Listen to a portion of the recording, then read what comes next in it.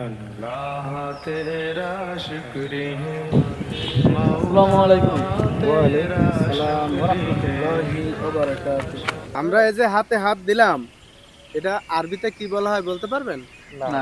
আসসালামু আলাইকুম, এটাকে মুসাফা বলা হয়। ওয়ালাইকুম আসসালাম রহমতুল্লাহি আবরাকাতুহ। কেমন আছো রবিউল? আর এই রবিউল কিন্তু এখন আমাদের নিয়মিত একজন মুসল্লি। তো সবথেকে বড় বিষয় হলো আমাদের এই যে মুসাফা, এই মুসাফা করলে কি পরিমাণ ফজিলত হয় তোমরা কি বলতে পারো? মুসাফা করলে জীবনের অনেক সগীরা গুনাহ ঝরে যায়। তো চলো, নামাজের সময় হয়ে গেছে, নামাজটা আদায় করে নিই। মানুষ বানালে প্রভু জায়গাটা খুব সুন্দর যে অনেকদিন ধরে টিকটক করি না।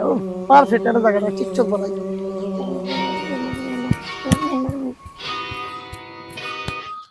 দেখি তো কিরকম হইলো। খুব একটা ভালো হয় না, কেয়ারো জুলে একটা হেল্প পাইতাম।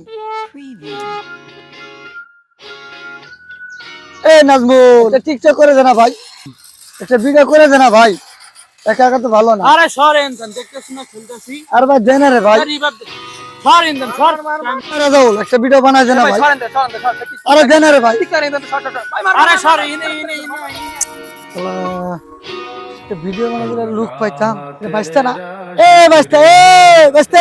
কাকা আমার ডাকতেছেন? কি হয়েছে কাকা, ডাকছেন কে?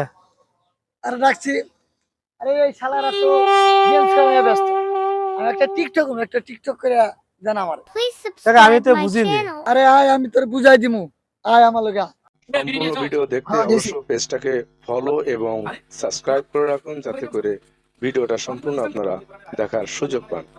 ধন্যবাদ।